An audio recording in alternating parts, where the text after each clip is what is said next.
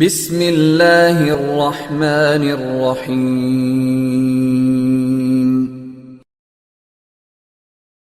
Assalamualaikum warahmatullahi wabarakatuh.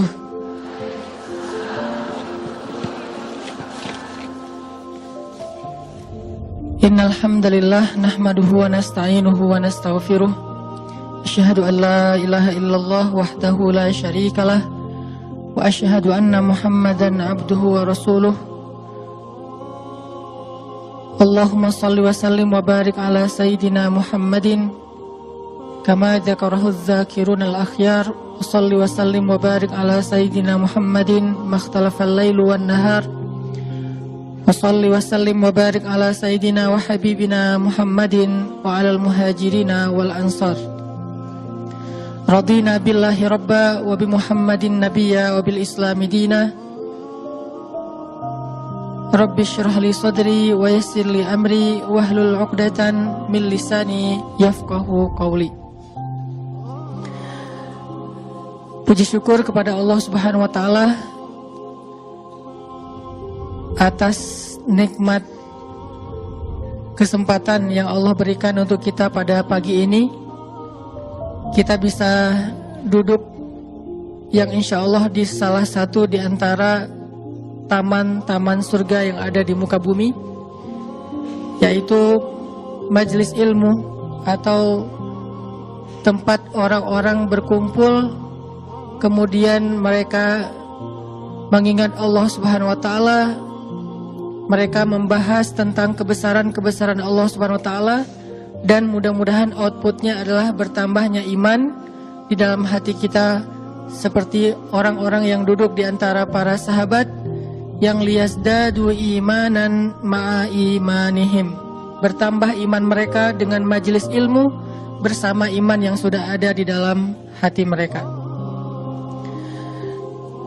Teman-teman sekalian, ibu-ibu yang dirahmati Allah Subhanahu wa taala, dalam kesempatan ini kita sengaja mengambil sebuah judul yang insya Allah judul ini hanya saya bahas di kajian khusus muslimah. Tidak akan saya bahas di khutbah Jumat.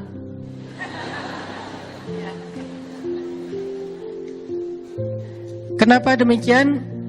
Karena ada beberapa materi yang memang kadang harus memilih siapa yang layak mendengarnya dan siapa yang mungkin tidak terlalu berkepentingan untuk mendengarnya.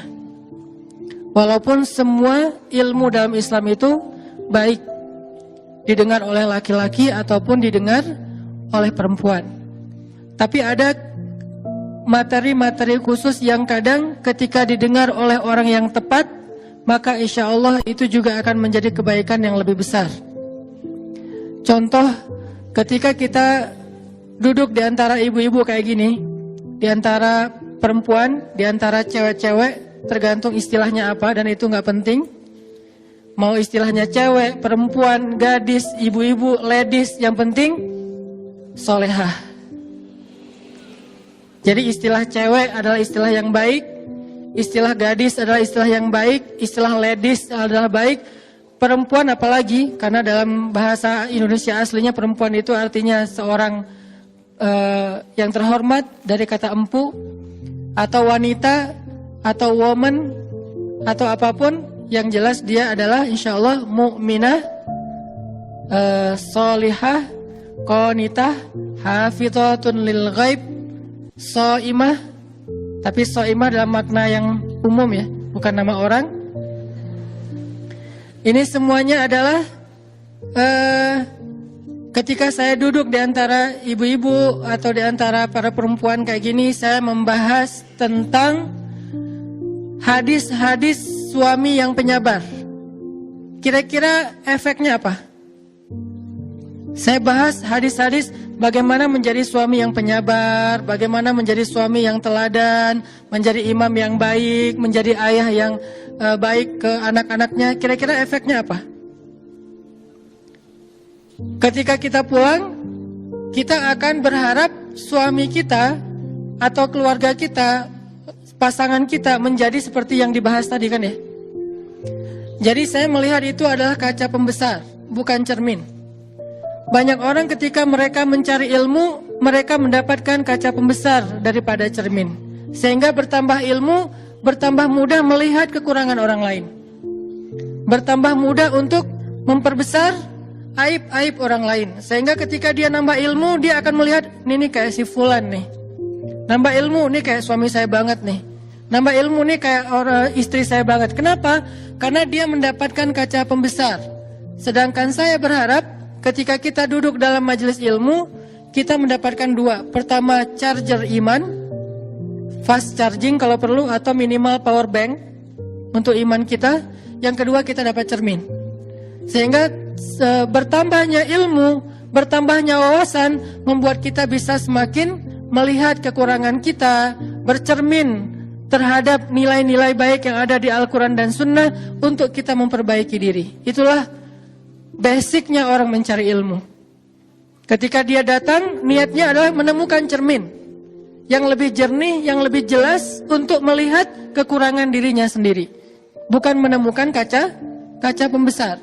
Karena kalau ilmu dijadikan sebagai kaca pembesar, maka ilmu itu nanti berujung ke dalam forum debat. Karena kita kayak dapat argumentasi baru nih, kita kayak dapat bahan baru untuk mendebat orang lain akan kekurangan-kekurangannya. Tapi kalau ilmu dijadikan sebagai cermin, maka insya Allah itu ilmu itu akan menjadi bahan untuk kita memperbaiki diri dan bahan untuk kita mendekatkan diri kepada Allah Subhanahu wa taala. Jadi karena ini adalah forumnya muslimah, forumnya ibu-ibu dan cewek-cewek yang solehah, insya Allah, maka saya akan membahas khusus materi nasihat-nasihat Sayyidah Aisyah kepada para istri atau para muslimah di zamannya. Yang kita kasih judul yang sedikit bikin kita agak penasaran, dan itu ibadah dengan tanda tanya. Kenapa kok yang diambil unsur dandannya, Ustadz? Nah, coba kita mulai dulu dengan sebuah hadis. Nanti insya Allah dalam waktu yang lain materi ini akan kita coba print, karena kemarin ada miskomunikasi. Insya Allah nanti akan di print, di share atau dibagikan, sehingga ibu-ibu semuanya, teman-teman bisa mendapatkan materi tertulis dan insya Allah ilmiah. Walaupun bukan penulisan ilmiah yang baku, tapi ada dalil-dalil atau argumentasi ilmiah. Karena khusus kali ini saya akan mencoba membahasnya dari angle ilmiah. Saya tidak akan pakai bahasa storytelling, saya nggak akan pakai bahasa display, saya tidak akan pakai bahasa yang saya pakai dalam dakwah-dakwah selama ini di anak muda. Saya akan mengajak ibu-ibu sedikit kuliah. Semoga dengan kuliah yang lebih ilmiah ini, yang lebih argumentatif ini, kita nggak boring ya. Karena biasanya kan kalau saya menyampaikan materi, saya agak capruk, santai, dan nggak terlalu banyak pakai riwayat. Walaupun sebetulnya itu adalah intisari dari riwayat. Karena saya juga belajar hadis ketika di Al-Azhar. Itu adalah translate dari hadis-hadis, cuman kita nggak menyebutkan riwayatnya biar lebih light, nggak terlalu bold. Tapi kali ini saya akan coba bahas dari angle yang lebih bold sedikit. Mudah-mudahan kita tidak salah paham, sehingga dengan demikian kita akan bisa benar-benar tumakninah, merasa tenang dengan beberapa hal yang kita coba anggap sebagai satu kebenaran. Kita awali dulu dengan sebuah hadis dari Abu Hurairah radhiyallahu an. Hadis ini diriwayatkan oleh Imam An-Nawawi, disahihkan oleh Syekh Al-Albani, bahkan disebutkan juga oleh Imam Al-Qurtubi dalam tafsirnya tentang ayat pernikahan di surat Ar-Rum ayat 21. Nabi SAW bersabda, khairun nisa, perempuan yang paling baik atau istri yang paling solehah. Karena an-nisa dalam bahasa hadis kadang berarti perempuan secara umum, kadang berarti istri, tergantung konteks hadisnya. Maka di dalam hadis ini an-nisa yang dimaksud di sini adalah istri. Khairun nisa, istri yang paling baik itu, istri yang solehah itu adalah ada 3 ciri-cirinya. 1, idza nazarta ilaiha sarratka. Kalau kamu melihat kepadanya, maka dia menyenangkan hatimu. Ini salah satu ciri istri yang solehah. Kalau kamu melihat kepadanya, maka dia menyenangkan hatimu. Idza nazarta ilaiha sarratka. Ini ciri pertama. Kalau ciri-ciri perempuan yang solehah nanti di hadis yang lain banyak secara umum ya. Nanti perempuan yang berhijab, bahkan di Al-Quran banyak. Perempuan yang beriman, perempuan yang mengingat Allah, perempuan yang berpuasa, perempuan yang selalu taat kepada Allah. Banyak sekali ciri-cirinya. Tapi kalau dalam konteks hadis ini khusus buat istri. Jadi kita kayak lagi belajar menjadi seorang istri solehah dari siapa? Dari Sayyidah Aisyah radhiyallahu anha. Dari Aisyah yang luar biasa, yang inspiring banget. Yang buat saya tuh keren banget. Dan dia tawazun, punya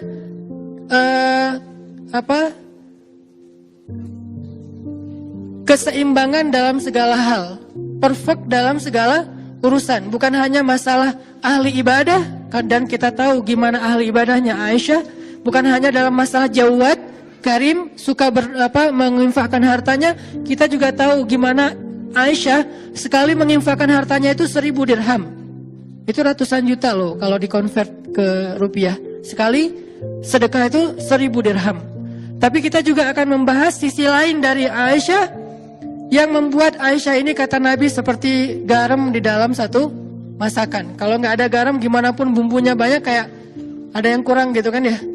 Kalau Khadijah perempuan yang sempurna. Fatimah perempuan yang sempurna.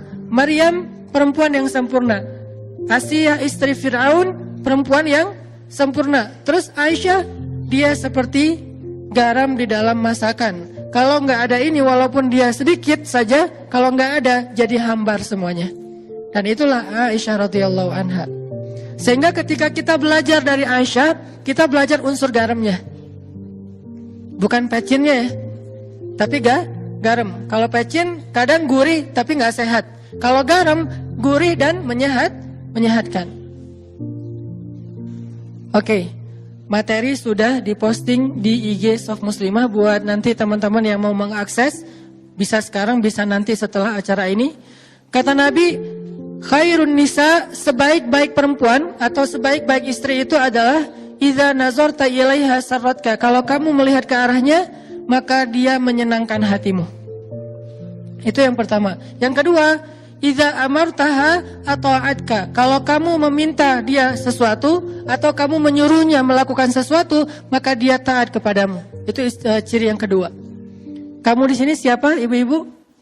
Suami. Jadi kalau suami meminta sesuatu kepada istrinya, menyuruh sesuatu kepada istrinya, ata'atka, dia taat kepada suaminya. Itulah istri yang solehah. Dan yang ketiga, idza ghibta anha hafizatka fi amwalika wa ahlik. Kalau engkau meninggalkannya, kerja, dinas, kayak gitu-gitu, maka dia akan menjaga kehormatanmu dan hartamu dengan amanah. Menjaga kehormatanmu dan hartamu dengan amanah. Yang ketiga ini saya coba buka sedikit, karena ini nggak akan dibahas panjang. Menjaga kehormatan di sini artinya apa, ibu-ibu? Menjaga kehormatan salah satunya adalah tidak membuka aurat keluarga kepada publik. Apa aurat keluarga? Aurat keluarga itu bukan hanya tubuh. Itu kalau aurat fisik, aurat diri kita, aurat pribadi. Aurat keluarga, masalah keluarga. Jadi menjaga kehormatan suami artinya kita nggak boleh curhat di sosmed. Itu arti menjaga kehormatan suami. Tidak curhat di sosmed. Baik dengan Instastory ataupun dengan postingan feed, baik dengan bikin vlog di YouTube ataupun tulisan panjang yang di-scroll nggak selesai-selesai di FB, atau bahkan sekedar status saja, update status di WhatsApp kita atau di Telegram misalnya. Apalagi kalau di Telegram kadang-kadang kita kayak bisa bikin emoticon sendiri gitu kan. Terus emoticonnya tuh kayak cry gitu, kayak lagi nangis gerung-gerung. Atau jungkir balik, kayak guling-guling kayak gitu. Terus kita kayak share gitu, ini loh ada emoticon baru, tapi wajah-wajah kita lagi nangis. Seolah-olah kita pengen semua orang tahu saya tuh lagi sedih, saya lagi ada masalah di keluarga, saya lagi ada kayak gini. Terus kita kayak curhat gitu. untuk menunjukkan bahwa pasangan kita, keluarga kita itu kayak nyakitin kita. Ini namanya membuka aurat keluarga, dan ini artinya kita tidak menjaga kehormatan pasangan kita. Kalau itu yang kita lakukan, bukan soal soleh atau tidak, soal Allah mau membantu kita atau enggak dalam masalah kita. Begitu kita membuka di ruang publik, maka Allah udah langsung, kalau bahasa sosmednya, Allah langsung unfollow. Allah tuh gak suka banget dengan postingan kayak gituan. Sama kayak kita kalau ada postingan hoax, kalau ada postingan yang terlalu vulgar, kalau ada postingan yang kayaknya gak nyaman gitu kan, kita unfollow ya. Allah, malaikat juga gitu. Allah tuh nge-follow kita. Mana ayat Allah nge-follow kita? Wa huwa ma'akum aina ma kuntum. Maka dia bersama kalian dimanapun kalian berada. La tahzan, innallaha ma'ana. Jangan sedih, jangan khawatir, Allah bersama kita. Ma zannuka bisnain, Allahu salisuhuma, kata Nabi. Kenapa kalian pikir kita cuma berdua? Bukankah Allah yang ketiga? Allah itu ngikutin kita. Allah itu membersamai kita kalau bahasa resminya. Tapi begitu kita posting sesuatu yang sifatnya aurat keluarga di ruang publik, maka Allah langsung unfollow. Bentuk unfollow-nya kalau yang paling ekstrim di surat At-Taubah, bara'atum minallah, Allah angkat tangan, gak mau lagi terlibat. Kalau Allah udah gak terlibat dalam masalah keluarga kita, ibu-ibu, maka siapa lagi yang bisa menyelesaikan masalah kita?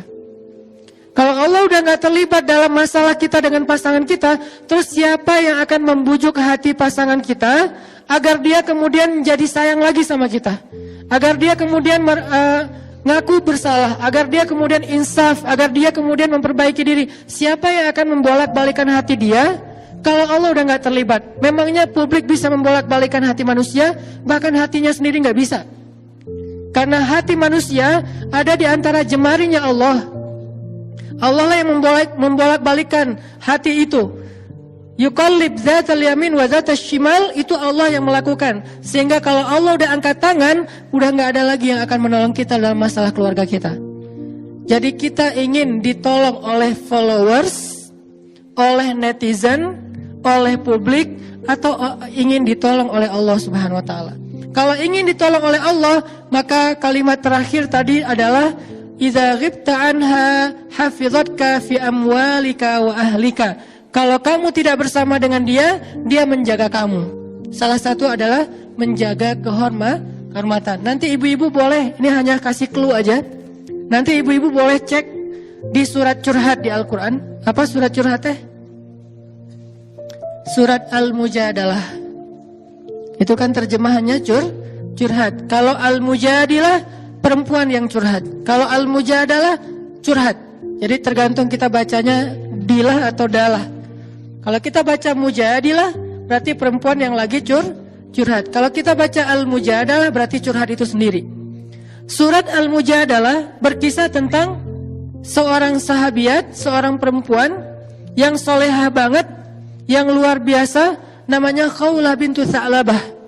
Yang dia itu dizolimi oleh suaminya, disakitin oleh suaminya, bahkan diputusin dengan cara yang kejam banget oleh suaminya. Kok kejam Ustaz? Ya kejam banget.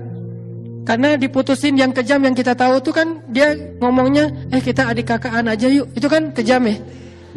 Ngajak jadi adik kakak kan kejam ya. Ini ada yang lebih kejam. Apa kalimatnya? Kita jadi anak dan ibu aja yuk. Itu lebih kejam loh. Dalam bahasa fikih dikenal dengan istilah zihar.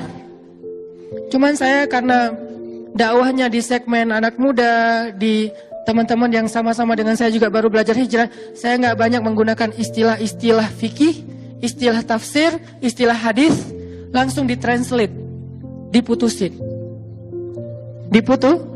Cuman orang kadang-kadang apaan sih diputusin? Mungkin dia nggak paham segmentasi dakwah saya yang sedang saya jalanin.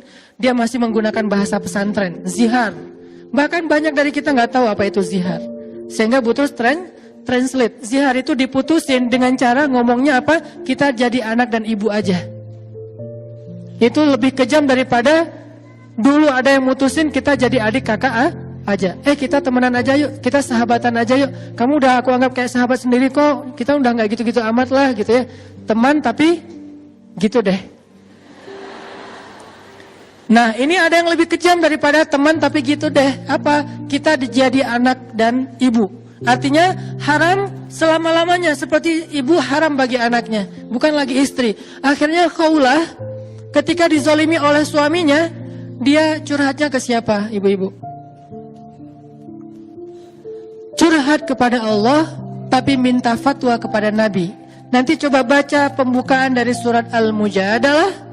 Kalau bisa 1 halaman, tapi fokus ke ayat pertamanya dulu, bahwa kalimatnya tujadiluka fi zaujiha wa tashtaki ilallah.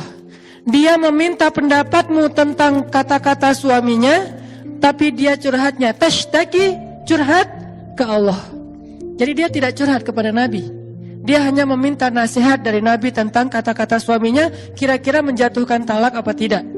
Kalau bahasa sekarang tuh istifta, meminta fatwa kepada Ustadz. Ustadz, suami saya bilang gini, kamu buat saya itu seperti ibu, kira-kira itu jatuh talak gak Ustadz? Cuman segitu doang. Tapi urusan suami saya itu emang orangnya temperamen, suami saya itu gak bisa jaga lisan, suami saya itu zalim, itu gak disebutkan ke Nabi. Dia menyebutkan itu kepada siapa? Watashtaki ilallah. Dia menyebutkan itu kepada Allah saja. Akhirnya apa yang terjadi, ibu-ibu? Ketika Khawlah curhatnya kepada Allah, akhirnya Allah yang ngebelain Khawlah, bukan Nabi, bukan sahabat, bukan manusia, bukan siapapun. Bahkan Nabi tidak membela Khawlah awalnya, karena Nabi tidak faham. Sehingga ketika Khawlah nanya kepada Nabi, apa hukumnya kata-kata suami saya ya Rasulullah? Nabi mengatakan itu sudah jatuh talak zihar selama-lamanya wahai Khawlah. Khawlah gak terima, dia kayak ngerasa nggak rela gitu berpisah dengan suaminya karena dia sayang sama suaminya. Gimana pun dizalimin, inilah perempuan. Kadang-kadang dia sakit hati, tergores, tapi di balik semua itu cintanya tuh kadang luar biasa ya, lebih daripada laki-laki. Walaupun dia mungkin sedikit gampang tergores, tapi kalau udah sampai ke hal-hal yang sifatnya sakral, dia lebih tahan banting dibandingkan laki-laki. Laki-laki dengan mudahnya mengeluarkan kata talak apa segala macam. Pada akhirnya perempuan yang akhirnya minta kalau bisa ini nggak jatuh talak, Ustadz gimana? Suami saya ngomong kayak gini. Yang akhirnya mencari solusi cewek, ibu-ibu, istri. Sehingga ketika Nabi bilang itu sudah jatuh talak, Khawlah kayak ngerasa sedih dan nggak rela gitu. Masa ya Rasul? Ya wahai Khawlah, nggak bisa balikan lagi? Nggak bisa wahai Khawlah. Artinya apa? Nabi aja nggak bisa ngebelain Khawlah.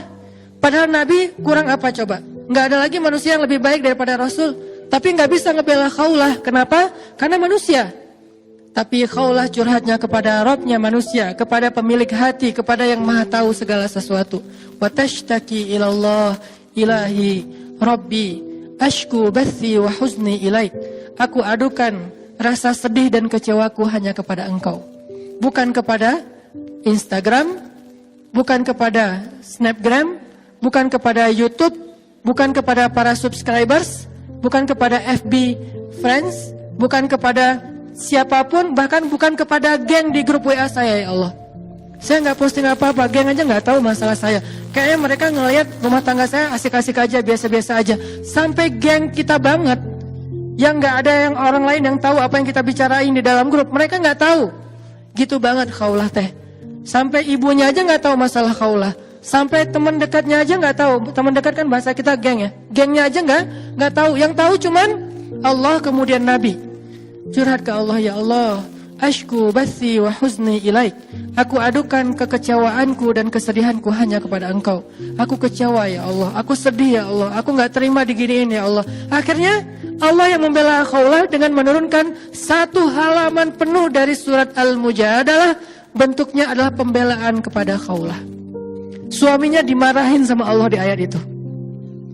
Disuruh bertaubat oleh Allah di ayat itu. Dikasih beberapa hukuman syariat. Dia harus berpuasa atau memberikan makan kepada fakir miskin dan seterusnya. Sebagai hukuman terhadap kata-katanya yang mutusin istrinya dengan bahasa kita jadi anak dan ibu aja. Ini artinya apa? Kalau kita menjaga Allah, Allah jaga kita. Bentuk menjaga Allah dalam urusan rumah tangga, jaga kehormatan rumah tangga kita yang Allah perintahkan. Hafizatka fi amwalika wa ahlika. Nanti Allah yang akan menjaga hati kita, menjaga perasaan kita, menjaga rumah tangga kita. Allah yang akan terlibat. Ini poin yang ketiga ya. Walaupun bukan akan kita bahas panjang. Inilah 3 ciri istri solehah yang disampaikan oleh Nabi dalam hadis riwayat An-Nasai. Satu, idza nazarta ilaiha sarratka. Kedua, idza amartaha ata'atka. Ketiga, idza ghibta anha hafizatka fi amwalika wa ahlika. Yang akan kita bahas yang mana ibu-ibu? Dari 3 ciri itu. Yang pertama, karena hubungannya dengan dandan. Idza nazarta ilaiha sarratka. Kalau kamu ngelihat ke dia, maka dia menyenangkan hatimu. Kalau bahasa saya, kalau diliatin tuh nyenengin. Gak bisa lepas juga ya dari capruk bahasa santai lah ya, gak apa-apa ya. Gak terlalu resmi gak apa-apa. Kalau dilihat nyenengin. Ini cewek luar biasa nih, ngelihat dianya aja betah. Seorang istri yang soleha buat suaminya itu betah melihat ke arah dia. Kenapa? Itulah salah satu cara agama menjaga pandangan laki-laki adalah dengan menyuruhnya menikah. Dan salah satu syarat menikahi seorang perempuan itu kata Nabi apa? Tunkahul mar'ah li arba'ah. Perempuan itu dinikahi karena 4 alasan. Walaupun 4 alasan-alasan ini nggak harus sempurna, tapi ini dipertimbangkan. 1, li jamaliha, untuk kecantikannya. Cantik relatif. Ada orang yang senang dengan yang model matanya kecil, ada yang model matanya lebar, ada yang pengen rambutnya keriting, ada yang pengen rambutnya lurus, ada yang pengen misalnya kulitnya putih bersih, ada yang pengennya agak lebih kayak etnik gitu misalnya. Ada yang pengen misalnya yang kurus, ada yang pengen dia nggak kurus-kurus amat, karena kalau terlalu kurus dia kayak nggak apaan sih gitu-gitu amat. Dia pengennya yang biasa-biasa aja misalnya. Kan itu relatif ya. Karena relatif, Nabi nggak mengatakan spek Jamal itu apa. Spek dari cantik itu apa enggak, hanya disebutkan karena kecantikannya. Bahkan walaupun ini bukan yang paling penting disebut di awal tetap. Justru yang paling penting disebut di akhir, lidiniha, agamanya. Tetap yang disebut di awal itu lijamal. Kenapa? Hubungannya dengan hadis An-Nasai, supaya laki-laki itu bisa menundukkan pandangan. Dia nggak perlu ngelihat cewek lain di mall, nggak perlu ngelihat cewek lain di Instagram, nggak perlu ngelihat cewek lain di YouTube atau di TV, karena melihat istrinya aja udah nyenengin. Jadi ketika Allah Subhanahu wa taala menyuruh seorang laki-laki untuk ghaddul basar, menundukkan pandangan, itu bukan ngelihat ke bawah. Menundukkan pandangan itu bukan melihat ke bawah. Dalam beberapa kasus ya melihat ke bawah, tapi dalam beberapa kasus kalau perlu lihat ke atas. Kenapa? Kalau dia di mall lantai 2 ngelihat ke bawah malah nggak boleh. Pak, kenapa sih kok di situ aja berdirinya? Mah lagi nundukin pandangan mah. Kan nggak kayak terus di bawah kayak lagi ada event gitu, terus banyak para dancer gitu kan. Kayak lagi malam mingguan kan suka ada kayak live music atau apa, terus dia kayak nundukin pandangan dari atas gitu. Lagi ngapain Pak? Lagi ghaddul basar. Kan nggak bisa. Jadi terjemah menundukkan pandangan bukan melihat ke bawah, menjaga pandangan. Dan Islam, ini salah satu karakteristik Islam nih ibu-ibu. Islam itu nggak pernah ngelarang sesuatu tanpa ngasih solusi, itu nggak pernah. Nggak pernah. Kalau kita paham Islam yang luas. Contoh, Ustadz, riba diharamkan. Terus kita ngapain dong Ustadz?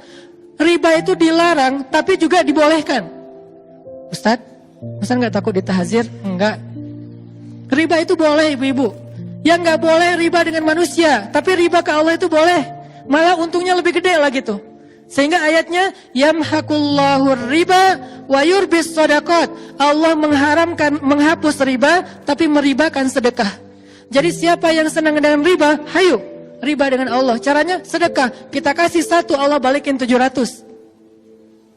Jadi siapa yang senang memperbanyak hartanya dengan cara sistem riba, boleh banget. Tapi coba ribalah ke Allah, sedekah yang banyak, nanti Allah balikin berlipat-lipat kali.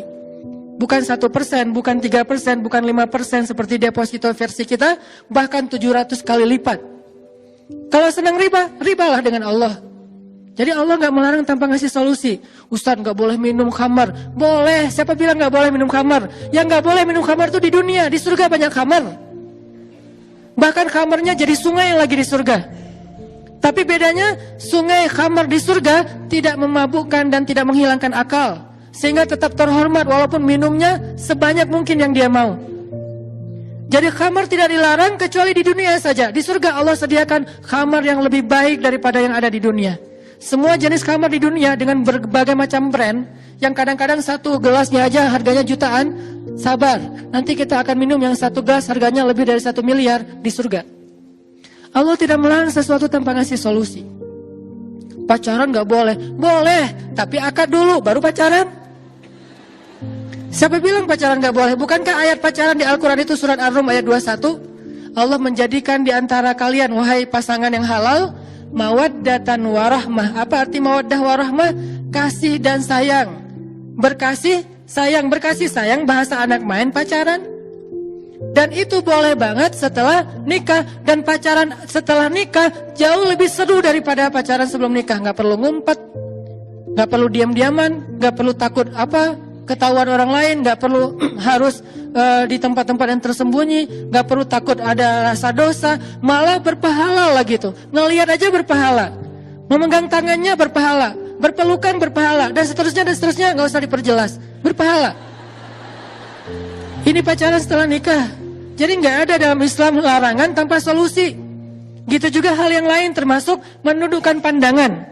Wahai katakan kepada laki-laki yang beriman agar mereka menundukkan pandangan. Terus solusinya apa Ustaz? Kalau nggak boleh ngelihat yang keren-keren, ciptaan Allah yang indah, lihatlah ciptaan Allah yang ada di rumahmu, yang itu juga nggak kalah indah. Li jamaliha, dipilih karena keindahan sesuai selera.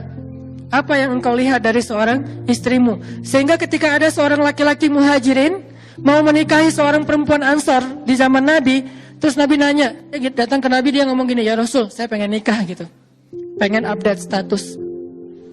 2019 ganti status gitu. Saya pengen 2019 ganti status. Oh bagus kata Nabi. Dengan siapa? Dengan perempuan Ansor. Nabi nanya, apa ibu-ibu, apakah kamu sudah melihat dia? Enggak ya Rasul, kan saya orangnya kayak soleh gitu kan, enggak ngelihat gitu kan, enggak ada, bahkan ta'aruf aja enggak, kayak dijodohin aja. Kamu mau enggak nikah sama anak saya? Insya Allah dia amanah, soleha. Oh mau. Ternyata modal soleh juga tetap diperbaiki sama Nabi. Gak cukup kayak gitu doang. Mentang-mentang kamu sama-sama soleh soleha, terus gak saling ngelihat. Enggak, kata Nabi, lihatlah mereka, lihatlah dia. Akhirnya kata laki-laki ini, saya pun mencuri-curi pandang untuk melihatnya. Mencuri-curi pandang, bahasa sosmednya stalking. Bahasa sosmednya stalking. Saya pun cari-cari tahu tentang dia. Oh ini orangnya. Tapi kalau stalking yang lebih baik itu jangan di sosmed, karena itu hasil editan. Wah ternyata bener ya, soleha cantik lagi tuh. Pas ketemunya, di mana ya orangnya? Saya. Loh kok agak-agak beda ya. Ini gara-gara apa? Hasil editan. Di sosmed itu ngeditnya sampai 3 kali loh. Editan pertama touch up, pakai foundation, terus kayak pakai blush on gitu, apa segala macam, bibirnya pakai lipstick yang matte apa. Udah, editan pertama. Kok Ustaz tahu? Kan judulnya juga dandan. Itu demi menguasai materi ya. Enggak, istri saya pakai soalnya. Buat suaminya insya Allah. Terus yang kedua, apa? Editan yang kedua teh pakai kamera depan. Soalnya kamera depan tuh agak-agak blur gitu, jadi nggak kelihatan ada apa goresan-goresan. Yang ketiga, editan pakai aplikasi gratisan. Wah, semalaman ngedit. Ini gimana caranya biar apa matanya agak dilebarin dikit nih. Alisnya ditambahin. Terus jadi kayak nggak simetris gitu, agak-agak miring. Repot semalaman, baru besok pagi posting, berharap dapat banyak like. Itulah kalau kita stalkingnya di IG. Kalau pengen stalking langsung datang ke rumahnya. Pak, saya pengen ketemu sama si Neng. Seneng yang mana gitu.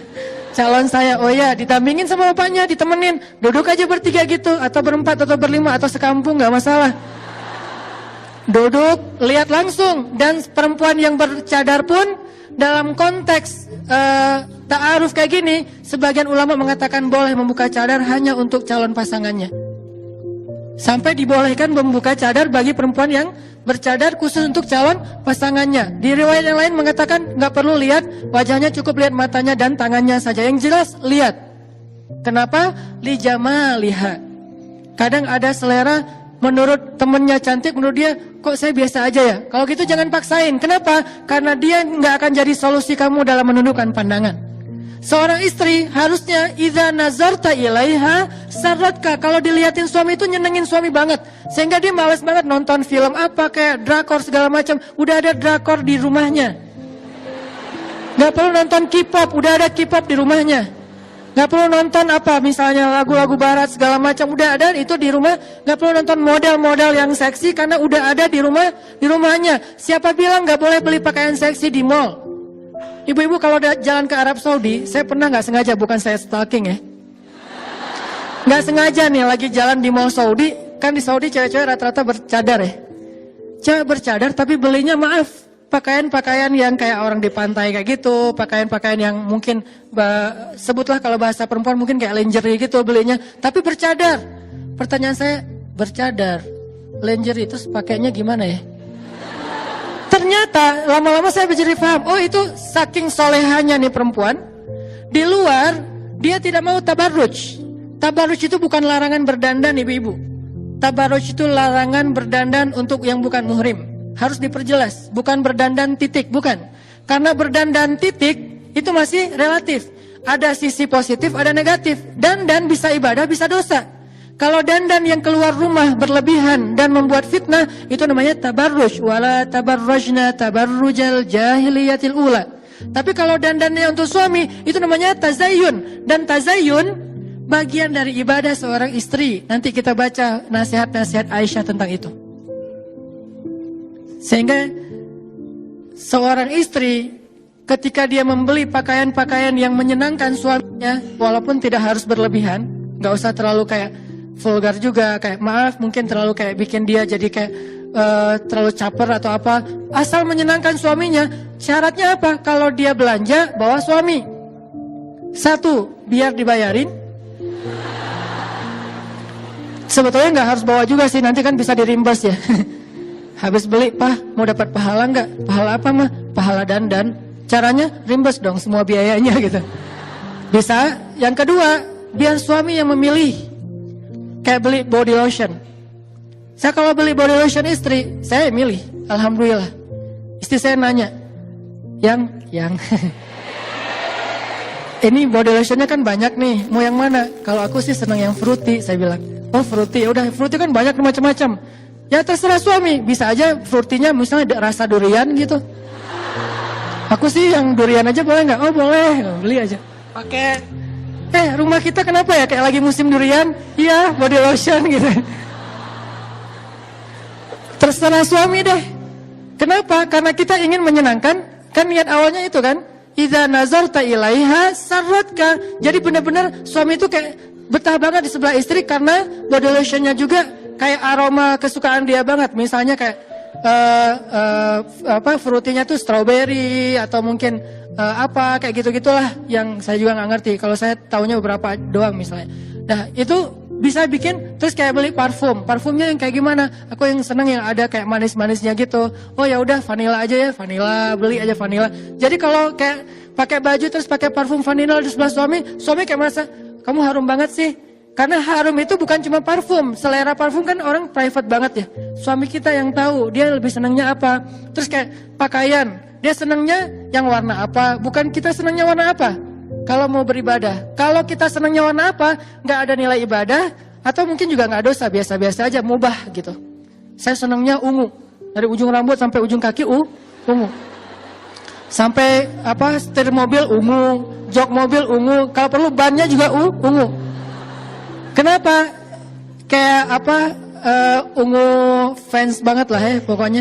Tapi kalau suami kita bilang, aku sih senangnya black on black sih. Soalnya suaminya anak street banget kan gitu ya. Jadi kayak anak jalan banget, jadi senangnya black on black. Ya udah black on black kan soleha banget ya. Semuanya hitam, serba hitam gitu. Sampai akhirnya pakai lipstick juga hitam misalnya. Nah, mama sehat. Kenapa? Terlihat seperti orang sakit gitu. Ya pokoknya suami yang memilih sampai warnanya atau apa, ini insya Allah akan jadi ibadah banget ibu-ibu. Kenapa?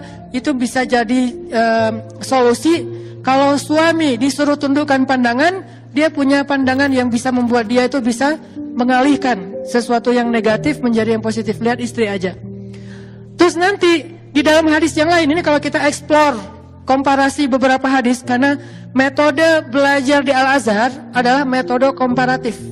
Kita itu nggak dibolehin banget di Al-Azhar itu, SOP kampus Al-Azhar itu nggak boleh menyimpulkan sesuatu tanpa mengambil beberapa referensi dalil.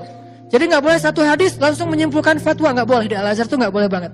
Kita harus banding-bandingkan ayat dengan ayat, ayat dengan hadis, hadis dengan hadis, hadis dengan sahabat, sahabat dengan ulama. Wah, dibandingin semuanya, jadilah sebuah produk fikih yang dikenal dengan fatwa atau hukum. Itulah cara belajar di Al-Azhar. Kalau kita bandingkan beberapa hadis yang lain, nanti Nabi juga bersabda keutamaan memandang istri. Tapi ini materinya buat khutbah Jumat. Seorang suami memandang istri, maka Allah Subhanahu wa taala akan menggugurkan dosanya. Memandang istri aja menggugurkan dosa mereka berdua nih.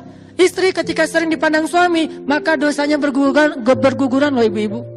Jadi kalau dipandang suami itu jangan dilarang. Pak, ngapain sih ngeliat gitu-gitu amat sih? Mikir yang macam-macam ya? Enggak. Kalau suami ngeliat kita tuh harus kayak, oh alhamdulillah lagi ibadah gratis tanpa harus gerak berdiri ruku dan sujud, udah dapat pahala, berguguran dosa. Jadi pagi-pagi itu udah aja lewat lalu lalang rempong gitu depan suami. Suami kayak duduk gitu. Ya nggak gitu-gitu juga sih. Suami kayak ngelihat, saya beberapa kali suka gitu kalau pagi udah siap dengan kopinya, kadang-kadang salah posting lagi, posting kopi hari Senin, Ustaz nggak puasa, oh ya maaf, ketahuan gitu kan nggak puasa Senin, terus kayak duduk gitu, istri lalu ngeliatin, satu kali lewat itu kayak tawaf loh, kebayang nggak kalau sampai berapa puluh kali lewat, itu udah berapa orang tawaf, ke sana beresin dapur, sana lagi ke kamar anak, balik lagi ke kamar mandi, liatin aja. Terus kesimpulannya apa? Nih suami nggak pekaan nih, ngeliat istrinya rempong, dia malah, mah kan bagi-bagi pahala. Mama berpahala dengan cara rempong, papa berpahala dengan cara ngelihat orang rempong. Dia ini memandang istri, karena dia seneng aja gitu ngeliat istri aku kayak gemesin banget sih kamu gitu kan ya. Jadi bahasa sarrotka itu bisa berarti gemesin, bisa berarti unyu-unyu banget, bisa berarti kayak seksi, bisa berarti nyenengin, bisa berarti seru, bisa banyak arti yang jelas nyenengin hati. Sarrotka. Udah diliatin, apa sih ngeliat gitu-gitu amat? Enggak, aku lagi heran, ada ya bidadari yang jalan di bumi. Salah tingkah gitu, terus dia kayak manja gitu duduk di sebelah. Ketika mereka bersentuhan, Allah turunkan kasih sayang Allah di antara mereka. Ketika suaminya memanggil istrinya ke kamar, maaf ya emang hadisnya kayak gitu, maka Allah Subhanahu wa taala makin cinta kepada mereka. Dan setelah itu Nabi nggak membahas secara jelas, tapi kita ngerti lah. Yang jelas semuanya ibadah. Jadi nyambung juga nih hadis ini. Kemudian hadis tentang ayat tentang qatul basar, hadis tentang memandang wajah istri itu adalah ibadah. Bahkan Nabi itu suka banget memandang wajah Aisyah lalu memujinya dengan panggilan apa? Humaira. Apa arti Humaira? Sebagian mengatakan yang wajahnya kemerah-merahan, tapi sebagian besar ulama bilang Humaira itu istilah untuk cewek yang putih banget. Jadi nggak dibilang baydo. Karena kalau baydo itu arti putih dalam makna yang bukan kulit ya. Kalau kulit orang Arab, kalau putih banget bilangnya Humaira. Kayak orang Jawa bilangnya kuning. Ya, orang Jawa bilangnya kan bukan anaknya putih banget, enggak kan ya? Anaknya kuning loh gitu. Jadi kuning itu kalau dalam bahasa Jawa itu artinya putih. Kalau orang Arab merah. Merah itu artinya putih. Kok disebut merah Ustaz? Saking putihnya, kalau dia malu, kalau dia salting, kalau dia nervous, itu sampai kemerah-merahan, saking putihnya. Sehingga disebut dia Humaira. Itu kan wajah kan? Sehingga Nabi kayak mengagumi wajahnya Aisyah yang cantik, mengagumi Aisyah yang menjaga penampilan dengan panggilan penghargaan. Ya Humaira, wahai perempuan yang putih. Ini artinya sarratka, menyenangkan suami ketika dipandang. Dandan. Nah, Kalimat menyenangkan hati, ini saya baca juga ya, kata ulama nih, kalimat menyenangkan hati di dalam hadis tersebut adalah anjuran agar perempuan memperhatikan sikap dan penampilannya di hadapan suami. Sebab istri yang soleha akan memperhatikan penampilan ketika di hadapan kekasihnya, baik secara zahir maupun batin. Seorang ibu, Umamah bintu Haris, pernah menasehati anak perempuannya yang ingin menikah agar selalu menjaga tempat-tempat yang biasa dipandang oleh suaminya, sehingga tempat itu tidak boleh kotor dan mengganggu pandangan suaminya. Sampai segitunya.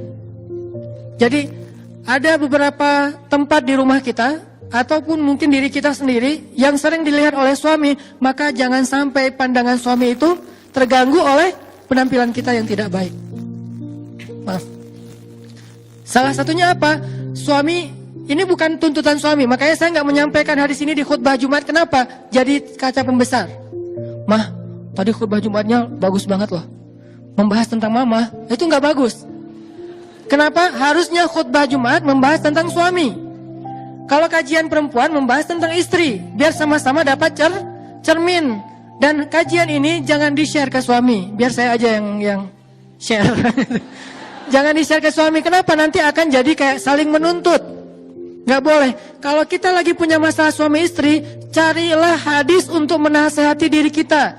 Jangan googling hadis untuk menasehati pasangan kita, itu kebalik. Dan kayak nggak masuk akal banget. Contohnya, analoginya gini. Handphone kita habis baterai. Terus tiba-tiba kita ngomong ke teman kita, mana handphone lo? Ngapain? Mau gua cas? Kenapa emang? Kan HP gua masih penuh baterainya. Soalnya handphone gua habis baterai. Aneh ya? Handphone kita habis baterai, tapi yang kita cas handphone teman. Nyambung gak sih? Nggak nyambung kan? Mana handphone lo sini? Kenapa mau dicas? Kenapa? Handphone gua soalnya habis baterai. Kok handphone dia yang dicas? Harusnya handphone kita kan? Kalau kita punya masalah dengan pasangan kita, jangan mencas pasangan, caslah diri kita. Mencas pasangan, kita cari ayat, hadis untuk memperbaiki diri dia. Harusnya kita mencari ayat dan hadis untuk memperbaiki diri sendiri. Jadi suami cari hadis tentang suami, istri cari hadis tentang istri. Suami misalnya mencari hadis tentang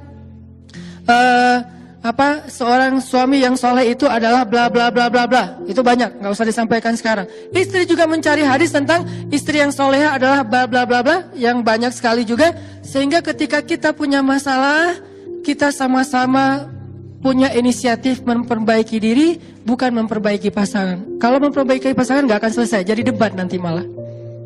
Sehingga dalam konteks ini bukan berarti suami nuntut kita gini, enggak ya. Tapi ini bagian dari kita belajar pengen jadi istri yang solehah, pengen berpahala di sisi Allah, pengen di like oleh Allah, pengen niru bunda Aisyah radhiyallahu anha juga. Sehingga saking solehahnya Aisyah, saking disayangnya Aisyah oleh Nabi, sampai Jibril menitipkan salam kepada Aisyah. Sampai Jibril aja ngirim salam buat Aisyah. Jadi maksud dari menyenangkan hati itu adalah berdandan. Nabi SAW bersabda, jihadnya seorang perempuan adalah berbakti kepada suami. Dalam bahasa hadis disebut dengan husnut taba'ul. Apa arti husnut taba'ul? Husnut taba'ul itu artinya berbakti kepada suami. Nanti ada lagi nasihat-nasihat Nabi. Kata Nabi SAW, tiga golongan manusia yang tidak diterima sholatnya dan tidak akan naik amal solehnya ke langit. 1. Budak yang melarikan diri sampai dia kembali kepada tuannya. 2. Perempuan yang mengecewakan suaminya sampai suami itu ridho. Dan 3. Peminum yang sedang mabuk sampai ia sadar. 3 golongan manusia yang tidak akan diterima amal solehnya dan tidak akan dimasukkan ke dalam surga. Siapa? Salah satunya istri yang mengecewakan suaminya sampai kemudian suaminya ridho kepada dia. Tentunya ini bukan hanya masalah penampilan pasti ya. Karena kalau penampilan doang insya Allah nggak akan sampai kecewa. Lebih kepada attitude, sikap, tingkah laku. Aisyah radhiyallahu anha sangat memperhatikan penampilan di hadapan Nabi SAW. Ini coba ibu-ibu dengarkan baik-baik. Ini penting banget. Aisyah sangat memperhatikan penampilan di depan Nabi. Dan ia tidak ingin Nabi melihat dirinya kecuali dalam keadaan menyenangkan beliau. Suatu ketika Nabi SAW masuk menemui Aisyah dan di tangan Aisyah ada perhiasan yang terbuat dari dedaunan. Jadi Nabi baru pulang kerja gitu kalau bahasa kita, atau kalau dalam bahasa hadis baru pulang berdakwah, baru pulang berjihad. Sampai di rumah Nabi menemui Aisyah. Aisyah sedang memegang perhiasan yang terbuat dari dedaunan. Yang perlu kita catat, Aisyah itu seorang perempuan yang sangat brilian, smart, kreatif. Itu Aisyah. Bukti kreatif, banyak barang-barang yang biasa aja di tangan Aisyah jadi bernilai. Itu Aisyah banget. Ada daun jadi bernilai sesuatu yang kreativitas luar biasa. Karena anaknya smart banget. Karena ceweknya itu brilian banget.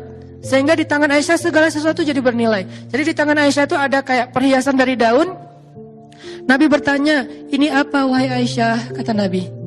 Dan kalimat ini harus dibaca dengan nada storytelling ya, bukan nada khutbah. Kalau nada khutbah, ini apa wahai Aisyah? Kan nggak enak ya. Jadi kayak Nabi baru pulang-pulang tiba-tiba teriak, ya Aisyah, apakah ini? Apaan ya? Ini jadi gini ya. Storytelling tetap harus dipakai. Ini apa Aisyah? Karena Nabi kalau ngomong sama istrinya nggak pernah teriak kan? Nggak pernah bentak, nggak pernah teriak, ngomongnya lembut. Ini apa Aisyah? Apa jawaban Aisyah? Ini aku pakai berhias untukmu wahai Rasulullah. Jadi ketika Nabi pergi, Aisyah ngapain? Bikin hiasan, bikin sesuatu yang bisa dia pakai ketika Nabi pulang, dia pakai untuk menyenangkan Nabi. Cuman kebenaran Nabi pulang dadakan gitu, Nabi ketuk pintu dibuka sama Aisyah, dan di tangan Aisyah masih ada hiasan itu yang belum jadi. Terus Nabi nanya, ini apa Aisyah? Ini mau saya pakai untukmu ya Rasulullah, supaya menyenangkan hati Rasulullah SAW. Apakah ini sesuatu yang dianggap tidak penting? Kalau gitu kita menganggap Aisyah melakukan hal yang gak penting dong. Kalau kita menganggap Aisyah melakukan hal yang sia-sia, gak mungkin. Aisyah itu brilian banget, solehah banget, maka apa yang Aisyah anggap penting, maka itu ibadah. Apa yang Aisyah anggap penting, maka itu amal soleh. Kalau Aisyah sampai segitu-gitunya memperhatikan berhias untuk Rasulullah, berarti berhias untuk suami itu adalah ibadah dan amal soleh yang penting insya Allah. Apalagi dalil yang lain. Begitulah Aisyah radhiyallahu anha bersungguh-sungguh dalam berdandan untuk membahagiakan Nabi, sehingga ia memperhatikan hal-hal yang kecil agar Nabi melihatnya dalam keadaan penampilan terbaik. Sampai terkadang ia sibuk mengurus dandanannya untuk Nabi dan melewatkan satu majelis ilmu bersama Nabi. Ini kata ulama. Saking sibuknya Aisyah berdandan untuk Nabi, kadang-kadang Aisyah nggak hadir dalam majelis ilmu bersama Nabi. Coba, seolah-olah kadang-kadang berdandan lebih utama daripada duduk di dalam majelis ilmu. Terkadang, bukan selalu ya. Kenapa nggak ikut talim kemarin? Lagi dandan. Oke. Terus besoknya, kok nggak ikut lagi? Kan dandan. Minggu depan, kok nggak pernah hadir sih? Kita bikin talim udah sering loh. Kan ibadah itu dandan. Nggak gitu-gitu amat juga sih. Islam itu kan syumul ya, komprehensif. Bukan satu hal doang, jangan parsial. Tapi juga bukan berarti talim nggak pernah mikirin dandan. Seolah-olah dandan itu nggak penting. Enggak. Satu dari 3 ciri cewek solihah itu adalah dandan untuk suaminya. Nah Aisyah sampai nggak hadir dalam majelis ilmu bersama Nabi gara-gara lagi sibuk berdandan. Apa dalilnya Ustadz? Dalilnya suatu hari ketika Nabi sudah wafat, yang menggantikan Nabi mengajar hadis di Masjid Nabawi siapa? Abu Hurairah. Karena yang paling banyak menghafal hadis Nabi Abu Hurairah. Suatu hari Abu Hurairah mengajar hadis-hadis Nabi di Masjid Nabawi, dan Aisyah ikut mendengar dari ruangnya, dari kamarnya, dari rumahnya di sebelah masjid. Aisyah dengerin gitu. Abu Hurairah meriwayatkan Rasulullah bersabda. Apa yang membuat Aisyah heran? Aisyah heran banyak hadis yang disampaikan Abu Hurairah Aisyah nggak pernah mendengar dari Rasulullah. Sehingga ketika selesai majelis, lalu Aisyah bertanya kepada Abu Hurairah, memanggil Abu Hurairah, ya Abahir, wahai Abu Hurairah. Itu panggilan Abu Hurairah, Abahir. Ya Abahir, wahai Abu Hurairah, kenapa saya nggak mendengar hadis yang kamu sampaikan tadi dari Rasulullah? Banyak sekali yang saya nggak tahu. Dari mana kamu dengar wahai Abahir? Kenapa saya nggak dengar? Apa jawaban Abu Hurairah? Wahai ibu kami. Itu panggilan untuk Aisyah karena istri Nabi adalah ibunya orang yang beriman. Wahai ibu kami, ya saya mendengarkan hadis itu, sedangkan ibu tidak mendengarkan, soalnya ibu sibuk dengan berdandan. Jadi saya mendengarkan hadis ketika ibu lagi sibuk berdandan. Ini bukan sindiran, ini bukan celaan untuk Aisyah, tapi ini untuk menunjukkan bahwa Aisyah ada kalanya waktunya dia lagi repot dengan dandanannya, sampai tidak sempat menghadiri majelis hadis bersama Rasulullah SAW. Sehingga jawaban Abu Hurairah, ya hadis itu enggak ibu dengarkan karena saya tidak disibukkan dengan berdandan seperti ibu untuk Rasulullah SAW. Ini dalil para ulama yang jarang diangkat, angle-nya enggak ke sini. Jadi saya pernah sih dengar beberapa ustadz cerita tentang hadis yang sama, cuman angle-nya apa? Angle-nya tentang Abu Hurairah menghafal hadis lebih banyak dari Aisyah. Tapi kalau saya ngambil angle yang lain, walaupun itu juga benar. Angle yang lain apa? Ternyata saking sibuknya berdandan, terkadang Aisyah sampai nggak sempat hadir dalam majelis hadisnya Rasulullah SAW. Padahal Aisyah tahu majelis ilmu itu pahalanya luar biasa. Tapi karena lagi dandan, ya udah deh tanggung. Ini dikit lagi masa mau sebelah doang kan ya? Ya udah 2. Majelis ilmu udah kelewat. Ya gimana lagi? Insya Allah itu juga ibadah dan yang ini juga ibadah. Ini menjadi bukti bahwa Aisyah sangat memperhatikan penampilannya di depan Rasulullah Shallallahu Alaihi Wasallam. Diriwayatkan oleh Bakrah bin Utbah bahwa suatu hari ia menemui Aisyah radhiyallahu anha binti Utbah, bahwa suatu hari ia menemui Aisyah dan bertanya tentang memakai hina. Apa itu hina? Tato syariat. Tato tapi boleh. Tadi Islam tidak melarang sesuatu tapi nggak ngasih solusi. Tato ya dilarang, itu sepakat. Nggak ada ulama yang ikhtilaf tentang itu. Nggak ada mazhab. Oh yang mazhab Syafi'i nggak boleh, mazhab Hambali boleh. Nggak. Tato sepakat nggak boleh. Tapi ada solusi, ada hina. Khusus buat cewek, maka hina menjadi tato yang tidak permanen, bahkan bernilai ibadah kalau dilakukan untuk suami. Bakrah bintu Utbah pernah mendatangi Aisyah bertanya tentang masalah memakai tato, memakai hina. Hina ini mirip dengan tato, dia dilukis di tubuh seorang perempuan, baik di tangannya atau di lehernya atau di bagian yang lainnya, di kakinya, dengan gambar yang terserah suami. Tanya ke suami, yang kamu mau gambar tato apa? Aku bunga boleh nggak? Bunga apa? Kaktus gitu. Oh ya nggak apa-apa. Gambar kaktus yang duri-durinya banyak. Terserah suami. Aduh, aku mau mawar. Oh ya boleh. Atau aku mau pengen kayak tato gitu. Gambarnya kupu-kupu boleh nggak? Boleh. Apa? Kupu-kupu boleh. Kelelawar boleh. Buaya juga boleh. Nggak masalah. Apa aja lah terserah suami, yang jelas berhias dengan bahan tumbuhan yang thayyibah, kata Aisyah. Ditanya oleh Bakrah bintu Utbah, kata Aisyah tentang hina. Hina adalah pohon yang baik dan air yang bersih. Hina adalah pohon yang baik dan air yang bersih. Artinya memakai hina dari bahan pohon yang itu, tumbuhan yang itu, yang hina itu, maka itu sesuatu yang thayyibah, baik. Untuk suami apalagi berpahala di sisi Allah SWT. Kalau di kita nyebutnya pacar ya. Jadi pakai daun pacar. Itu tato syariat. Jadi buat yang senang tato, nggak usah khawatir. Kalian nggak perlu pakai tato-tato yang dilarang oleh agama, karena bertato nggak akan masuk surga. Salah satu di antara 70.000 golongan yang akan masuk surga tanpa azab, tanpa hisab apa? La yaktaun. Apa arti la yaktaun? Mereka tidak mensetrika tubuhnya. Kalau bahasa letterlock ya. Arti mensetrika tubuh, membuat tato, kata ulama hadis. Gak apa-apa, tato gak boleh, tapi ada solusi, hina. Sehingga yang senang melukis di tubuhnya, lukislah tubuh teman-teman perempuan hina oleh seorang seniman yang bagus, tentunya akhwat sendiri, di bagian-bagian yang masih wajar dan ditujukan untuk suami. Maka itu thayyibah, kata Aisyah, itu baik. Itu thayyibah, itu baik. Kayak misalnya bikin di tangan di sini atau di bagian tangannya kayak gelang gitu, tapi dalam bentuk lukisan hina, kayak bunga apa gitu, kayak tanggal lahir atau apalah. Terserah deh atau ambil aja gambar-gambar di Google gitu kan, image tato buat cewek. Kan banyak tuh. Terus nanti aku pengen tato kayak gini karena suami aku senang yang kayak gini. Bikin pakai hina yang lebih kreatif. Karena nggak harus selalu tato itu gaya-gaya India gitu kan. Kan ada yang seleranya India, dangdut, pop, apa, kan beda-beda kan ya. Kalau yang senangnya dangdut ya udah gaya India aja yang rame di sini misalnya, ya nggak masalah, bajunya juga rame. Tapi ada yang senangnya simpel-simpel aja, tatonya cuma tanda tangan gitu, ya nggak masalah juga. Tanda tangan suaminya, dan tanda tangannya juga simpel, kayak tanda tangan Benyamin.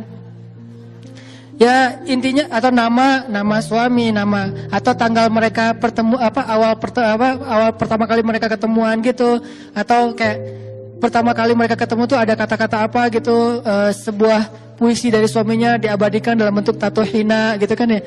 Setelah seminggu hilang, kenapa?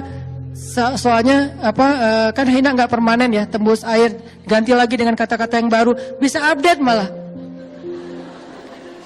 Bisa update status. Kalau tato kan nggak bisa diupdate ya, dihapus susah. Kalau diganti dengan yang lain jadi kebanyakan, jadi kayak gimana gitu, kayak aneh gitu kan, terlalu banyak. Kamu apain sih kok rame banget? Ya intinya adalah Allah tuh ngasih solusi banget. Dan saya sangat yakin Islam itu bukan agama yang bawel. Nggak boleh, haram. Halalnya mana? Banyak. Di antara 5 grade hukum dalam Islam, cuma 1 doang yang haram. Yang ini halal 4-4-nya. Coba kita bikin grade ya. Grade hukum dalam Islam. Pertama, wajib. Boleh nggak yang wajib tuh? Bukan boleh lagi. Kalau bisa harus ya. Kecuali ada uzur syar'i. Harus. Berarti boleh dilakuin. Di bawahnya, sunnah. Boleh nggak? Malah berpahala kalau kita lakukan. Di bawahnya, mubah. Boleh nggak? Boleh. Walaupun nggak berpahala. Tapi juga nggak dosa. Di bawahnya lagi, makruh, boleh nggak? Boleh, walaupun ditinggalkan lebih baik, tapi boleh dilakukan? Boleh. Baru yang terakhir, haram yang nggak boleh. Dari 5 grade hukum dalam Islam, cuma 1 doang yang nggak boleh. 4 boleh. Dengan levelnya masing-masing, tapi boleh, sama boleh. Cuman ada yang berpahala bolehnya, ada yang lebih berpahala lagi, ada yang biasa aja, ada yang bahkan kalau ditinggalkan berpahala, tapi dilakukan juga nggak masalah. Intinya adalah Islam itu bukan agama yang ribet, yang susah, yang berat, yang beban, yang bawel, yang cerewet, yang cuma tahu istilah haram. Ustaz ini haram, belum juga nanya udah haram. Gimana nih? Ustaz saya ada pertanyaan, haram. Kok haram? Belum nanya. Jadi jangan senang dengan kata haram, senanglah dengan kata halal. Halal, haram. Sehingga ayatnya basyiran wa naziran, berita gembira dan peringatan. Tidak ada naziran wa basyiran, peringatan dan berita gembira. Sehingga orang kayak trauma gitu ngebahas Islam. Udah nggak usah terlalu serius lah, gua trauma dengan istilah-istilah yang terlalu syariat. Jadi dengan syariat trauma, karena yang ditampilkan tentang syariat itu cambuk. Gak ditampilkan efek dari itu, gara-gara cambuk akhirnya zina jadi berkurang, bahkan hampir tidak ada. Gak ditampilkan efek dari hukum syariat itu, gak ada lagi orang yang buang bayi di jalanan. Bukan itu yang ditampilkan dari syariat, tapi adegan cambuknya, adegan rajamnya, adegan kisosnya. Gak ditampilkan gara-gara kisos jadi zero crime. Kenapa? Karena naziran wa basyiran, bukan basyiran wa naziran. Harusnya kan Islam itu basyiran wa naziran, yang nyemangatin, yang bikin orang senang gitu, yang bikin orang bergairah. Termasuk ini, Ustadz apa hukum tato? Boleh, tapi dari bahan hina, khusus cewek dan hanya untuk suaminya. Itu jawaban lengkapnya. Dan tolong ini jangan di-cut ya, jangan diedit jadi 1 menit terus salah paham. Harus lengkap. Ustadz apa hukum tato? Boleh, dengan syarat bahannya dari hina, dipakai oleh cewek, ditujukan hanya untuk suami. Tato yang kayak gitu boleh. Saya lebih senang menjawab boleh daripada enggak. Ustadz apa hukum riba? Boleh, dengan syarat ribanya ke Allah, bentuknya sedekah. Ustadz apa hukum pacaran? Boleh, tapi akad dulu. Ustadz apa hukum ini? Boleh. Ustadz apa hukum khamar? Boleh banget, enak lagi tuh, tapi di surga. Syaratnya meninggal dulu. Jadi banyak boleh sebetulnya, cuman kita kan jarang menggali sisi bolehnya ya. Lebih banyak menggali sisi nggak boleh. Ustadz apa hukum ini? Nggak boleh. Ustadz apa hukum itu? Neraka. Ustadz apa hukum ini? Siksaan. Ustadz apa hukum ini? Kutukan. Ya sih, cuman sebelum itu yang ini dulu. Karena basyiran baru wanaziron. Kalau udah dikasih solusi masih ke sana, baru naziron. Tato udah dikasih solusi hina, kok masih pakai tato? Naziron. Nggak akan mencium harumnya surga, apa segala macam. Kan udah dikasih solusi. Riba dengan Allah boleh, kok masih riba dengan konvensional dengan manusia? Baru nanti riba itu dosanya kayak gini. Khamar udah dibilang nanti di akhir dikasih lebih banyak lagi sampai sungainya mengalir khamar, kok masih minum? Berarti baru nanti nggak akan berdiri dengan tegang di hadapan Allah, dia tercela apa segala macam dan seterusnya teman-teman. Jadi kasih dulu unsur halalnya. Coba gali Islam dari sisi halalnya, itu banyak banget, 4:1. Cuman kita kurang ini Ustadz. Makanya kita belajar, gali lagi, explore lagi tentang Islam. Betapa Islam itu keren banget. Islam tidak diturunkan untuk jadi beban. Ma anzalna alaikal qur'ana litashqa. Kami tidak turunkan Al-Quran sebagai beban bagi kalian. Hijab Ustadz. Kok hijab? Hijab itu bukan soal halal dan haram. Hijab itu soal kehormatan di sisi Allah dan malaikat. Malaikat itu segan banget sama cewek berhijab. Malaikat itu respect banget sama cewek berhijab. Malaikat itu akan hormat banget sama cewek berhijab. Sampai mau ketemu cewek berhijab aja, malaikat gak berani ketemu kalau dia belum siap untuk menemui seorang malaikat. Siapa dia? Khadijah. Khadijah itu ketika malaikat mau datang ke rumahnya, malaikat itu gak langsung masuk. Padahal kan malaikat bisa tembus dinding ya. Malaikat bisa tembus dinding gak Bu? Kalau mau cleng gitu, hantu aja bisa tembus dinding. Jin aja bisa tembus dinding, masa malaikat gak bisa? Kenapa sih? Kayak Jibril kayak ribet banget sih mau masuk ke rumah Khadijah, kayak ngetuk pintu dulu, terus permisi dulu. Karena Jibril itu respect banget sama Khadijah. Kenapa? Karena Khadijah tidak pernah membuka auratnya, kecuali hanya untuk orang yang boleh melihat auratnya. Terhormat. Sampai-sampai nanti unsur lainnya, saking dihargai oleh Allah ketika kita menutup aurat masa hidup, Allah yang akan menjaga aurat kita ketika kita wafat. Jaga Allah, Allah jaga kamu. Apa contohnya? Tsunami di kampung saya di Aceh dulu.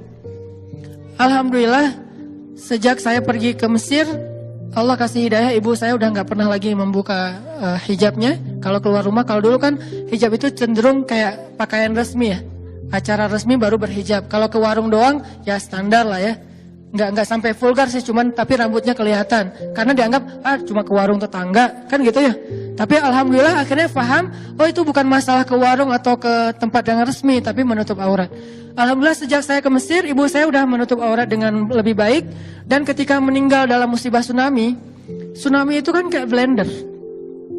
Teman saya alhamdulillah dia selamat, dia cerita, dia bilang, dia manggil saya gitu, Anang, dulu waktu tsunami itu, gua naik ke lantai 2 rumah gua. Dia rumahnya 2 lantai. Naik ke lantai 2 karena dekat laut, itu kelelep juga.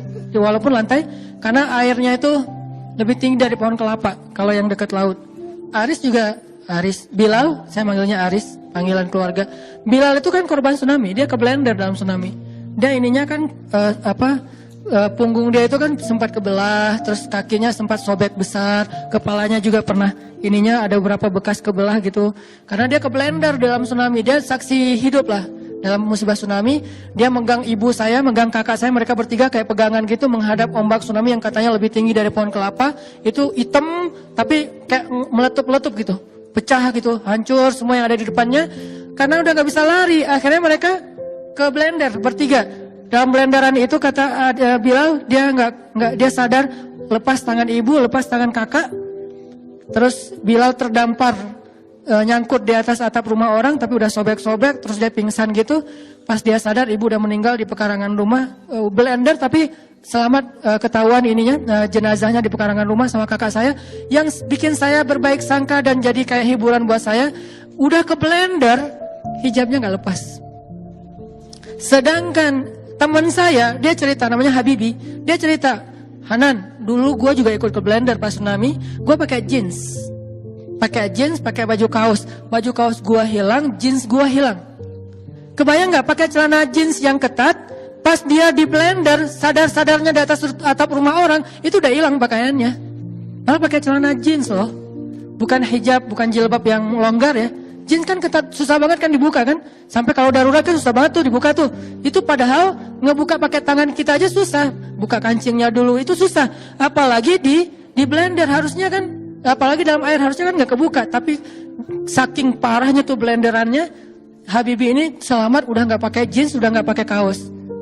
Untungnya mungkin Allah masih menjaga aurat dia, masih pakai pakaian dalam. Tapi jeans sama kaosnya udah hilang. Ibu saya. Dan ada beberapa kejadian perempuan muslimah, aktivis dakwah, yang mereka ke blender juga, ditemukan di depan rumah, ditemukan di jalan, tertelungkup, tapi hijabnya sempurna. Padahal ke blender, itu hadis, jagalah Allah, Allah jaga kamu. Jaga Allah ketika kamu hidup, Allah jaga kamu ketika kamu wafat. Kalau di dunia aja digituin sama Allah, gimana di akhirat? Gak mungkin dia akan dibuka aibnya oleh Allah, Allah akan jaga. Allah akan bikin dia terhormat nanti di akhirat. Walaupun nanti di padang mahsyar ada adegan gak pakai apa-apa yang bikin Aisyah malu banget dengan hadisnya kan ya. Kata Aisyah, aduh malu banget sih hadis cerita itu. Kata Nabi, ya Aisyah, waktu itu orang gak akan peduli tentang aurat. Karena orang sibuk dengan likulli imri'in yauma idzin sya'nun yughni. Tapi setelah itu Allah langsung tutup aurat cewek-cewek yang berhijab. Ini namanya basyiran. Bukan yang tidak berhijab 1 jengkal itu nanti neraka segala macam. Itu yang kesekian. Nomor satunya, bahaslah unsur motivasinya, gairahnya, kebaikannya, kehormatannya. Itulah yang dibahas dalam Al-Quran. Itulah yang dibahas dalam hadis, termasuk bab ini. Ternyata pakai tato itu boleh dengan syarat yang saya sebutkan tadi. Hina, khusus cewek, dan diniatkan buat suami, bukan buat orang lain. Malah tato ini tato berpahala lah gitu. Terus Bakrah bintu Utbah nanya lagi, bagaimana dengan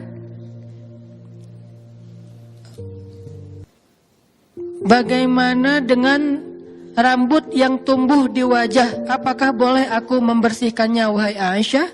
Maksud rambut di sini bukan alis ya. Karena kalau alis itu bukan rambut, namanya alis.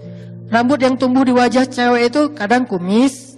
Kan ada kadang-kadang beberapa perempuan yang hormon tertentu dia kayak ada kumisnya atau ada kayak sedikit rambut di sini, jambang lah kalau laki-laki gitu kan. Bolehkah aku membersihkannya supaya cantik? Karena itu natural kan, bukan sesuatu yang apa gitu, dan bukan penyakit juga. Apa kata Aisyah? Jika engkau punya suami, nih, kalau belum punya suami, maka tidak ada kepentingan. Jika engkau punya suami dan membuatmu lebih cantik, maka lakukanlah. Sampai gitu-gitu amat Aisyah mengajarkan tentang dandan kepada sahabiat, kepada perempuan-perempuan soleh di zamannya. Lalu ada seorang sahabiat, cewek Ansor, datang ke rumah Aisyah. Pas sampai di rumah Aisyah, dia buka kerudung. Karena sesama cewek kan. Dia buka kerudung, rambutnya tidak rapi. Apa kata Aisyah? Wahai perempuan, rapikanlah rambutmu untuk menyenangkan suamimu. Rapikanlah rambutmu untuk menyenangkan suamimu. Berarti kerimbat itu ibadah. Kalau niatnya buat suami. Kalau nggak bisa kerimbat di tempat yang profesional, minimal kita pakai sampo, kita bersih-bersih, kita menjaga keharuman dari rambut kita. Apalagi perempuan yang berhijab mungkin ada sedikit challenge. Saya nggak mengatakan beban, tapi challenge karena kita kan senang dengan challenge ya. Sekarang challenge macam-macam gitu, sampai ada Ustadz challenge. Tapi nggak apa-apa lah Ustadz challenge-nya daripada delay challenge kan. Munculnya bebangan lagi, ada delay, ada Ustadz. Mudah-mudahan jadi kayak alternatif juga. Itu challenge lah buat cewek yang berhijab, mungkin karena sering ketutup, dia harus lebih sering keramas, dia harus lebih sering bersihin rambutnya, dia harus lebih mentreat rambutnya lebih ekstra dibandingkan yang nggak berhijab. Dan ekstranya ini, challenge-nya ini adalah bagian dari ibadah seorang muslimah, bukan beban. Wah, nggak simpel banget sih hidup, repot banget. Justru repotnya itu adalah ibadah tambahan, kayak ibadah sunnah. Kalau nggak repot, nggak ada tambahan ibadah. Karena al-jaza ala qadril masyaqqah, balasan tergantung jenis repotnya. Makin repot, makin besar pahala, tergantung jenis kesulitan dalam beramal soleh. Jadi ibu-ibu yang dirahmati Allah SWT, ini satu lagi hadis. Suatu ketika perempuan-perempuan Ansor berkumpul di rumah Aisyah radhiyallahu anha. Lalu Aisyah menasihati mereka. Ini nasihat Aisyah untuk perempuan Ansor, berarti untuk kita juga.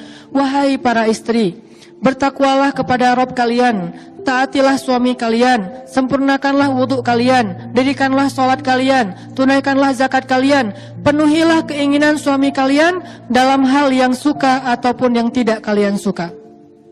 Hadis diriwayatkan oleh An-Nasai. 1. Wahai para istri, bertakwalah kepada Rabb kalian, taat kepada Allah. Itu nomor 1, enggak pernah terganti. 2. Taatilah suami kalian.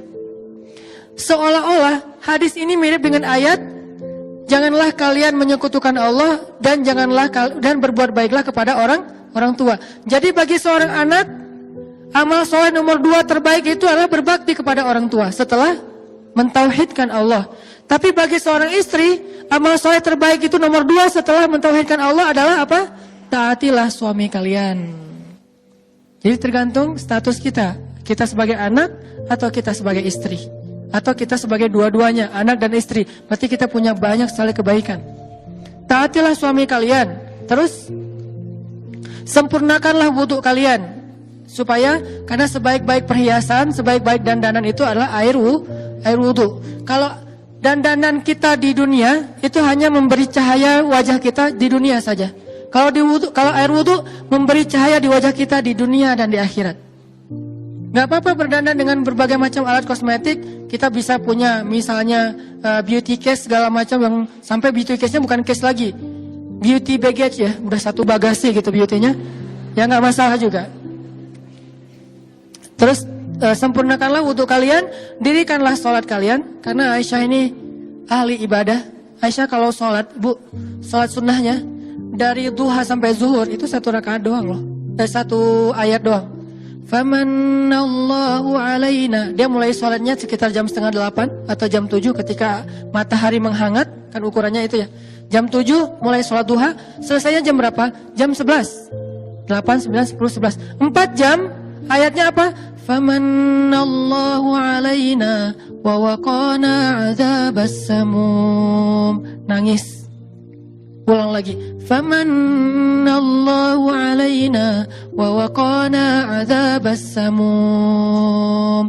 Ruku, sujud, berdiri. Famanallahu alaina. Entah berapa rakaat, ayatnya itu aja, surat At-Tur. Ayat yang dibaca Aisyah dari pagi, artinya duha, sampai menjelang zuhur, sholat. Makanya Aisyah kalau ngomong kayak gini tuh bukan cuma narasi, udah ngamalin sendiri.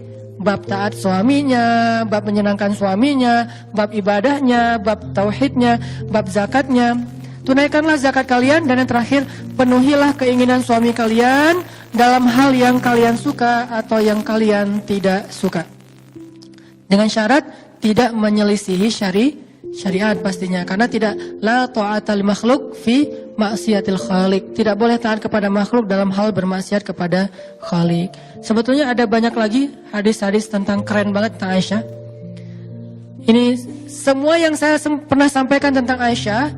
Dulunya saya tidak terlalu suka untuk menyampaikan riwayatnya kepada pendengar, karena emang saya sedang menyampaikan dalam bentuk storytelling. Tapi sebetulnya ada banyak riwayat tentang itu, termasuk berat badan Aisyah itu bukan masalah saya menjudge, oh kalau yang udah lebih berarti gak soleh. Bukan. Itu adalah sebuah motivasi. Karena itu juga relatif kan. Ada yang beratnya 60 itu ideal, ada yang 55. Angka 55 itu dalam bahasa orang Arab bukan angka persis. Orang Arab tuh kalau dibilang 1000 bukan dihitung 1000-nya. Kayak Al-Quran khairun min alfisyah, lebih baik daripada 1000 bulan. Jangan dihitung 1000 bulan, artinya 82 tahun sekian bulan. Bukan. Itu kaidah bahasa Arab, dan kita melihatnya dari angle bahasa aslinya. Bahasa Arab kalau bilang 1000 artinya banyak. Kalau bilang 55 artinya ideal. Ideal itu relatif, tergantung tinggi badan. Ada 55 ideal karena tingginya sekian, ada 55 itu kurang dari ideal karena tingginya sekian. Ada yang 60 baru ideal. Jadi 55 bukan angka yang timbang, oh 56, aduh gak soleh. Gak gitu sih. Ini harus diperjelas, mudah-mudahan tidak jadi fitnah. Maksudnya menjaga tubuh itu bagian dari jamal, bagian dari sarratka. Walaupun itu bukan satu-satunya ciri cewek soleha. Kan ada 3 tadi. Cuman kalau bisa, semampu kita, apa salahnya? Dan itu bukan hanya soal berat badan, termasuk lifestyle, termasuk healthy healthy breakfast, kayak gitu-gitu. Kita makan apa ketika sarapan? Aisyah makan apa ketika sarapan? Korma. Kita sarapan misalnya lontong kari misalnya. Oh ya gimana ya? Ya gitu deh.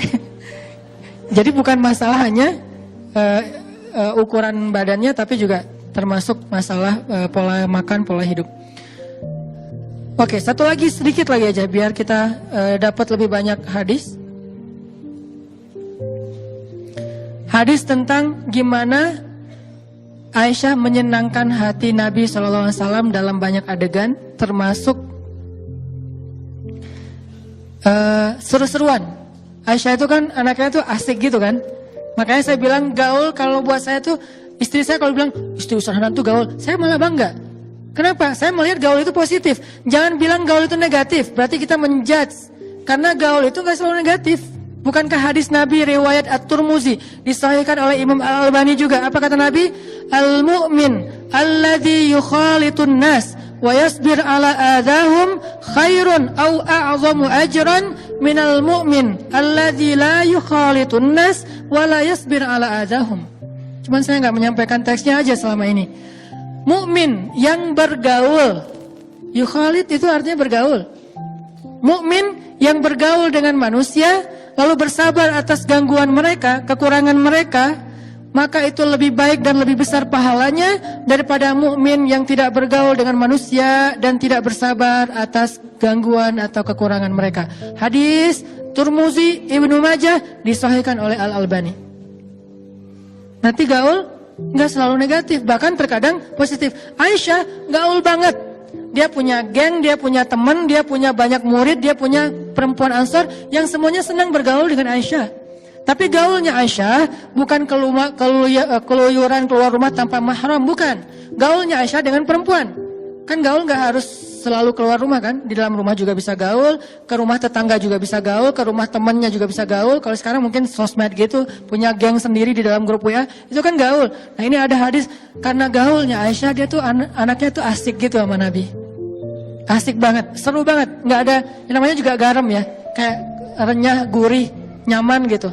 Nabi suatu hari pulang ke rumah, melihat Aisyah lagi bermain dengan teman-temannya.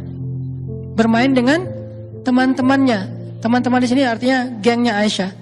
Lalu Nabi SAW bertanya, wahai Aisyah lagi ngapain? Kami sedang bernyanyi ya Rasulullah. Maka Nabi pun duduk mendengarkan mereka bernyanyi.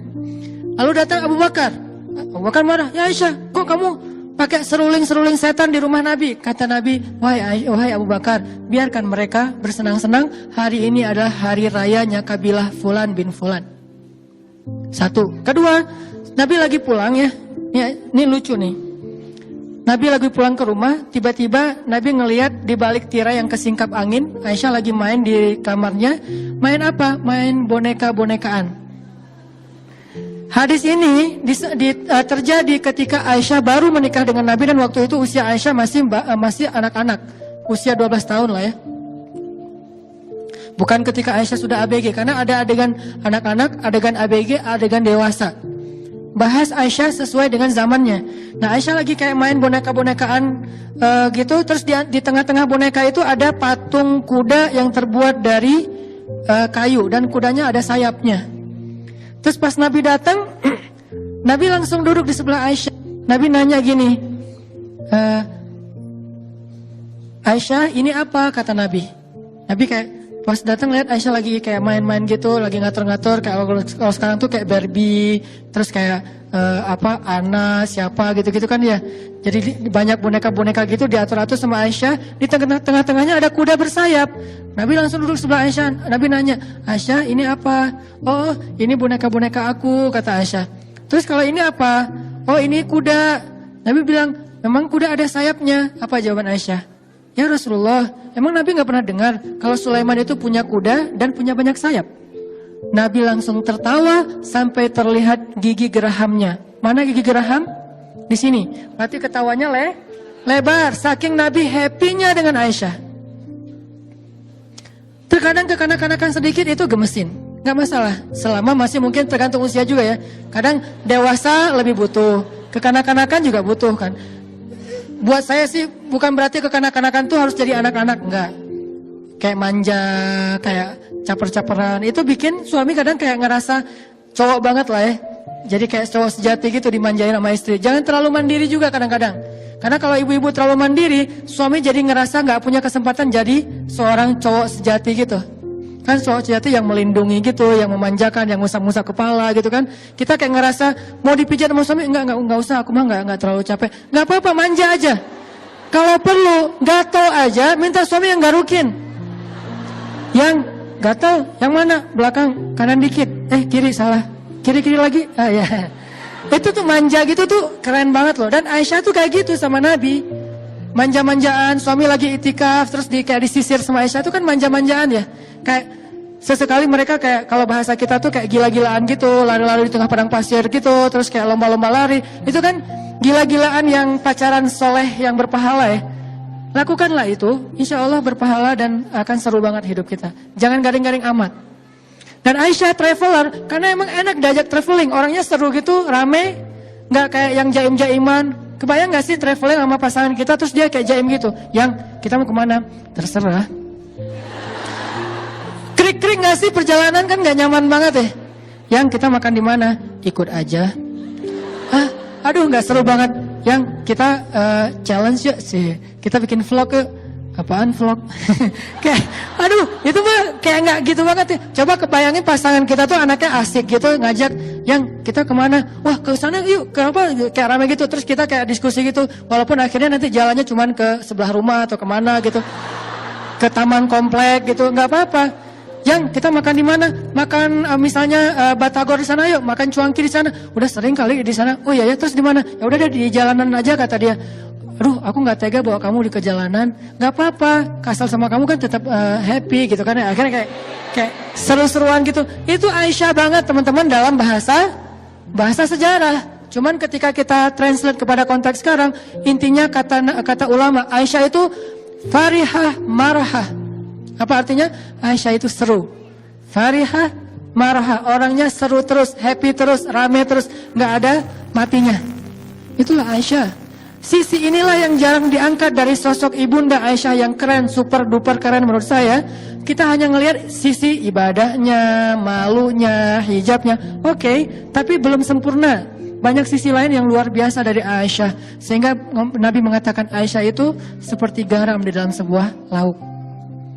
Ayo kita belajar jadi garam buat suami kita, sehingga kalau nggak ada kita kayak ada yang kurang gitu.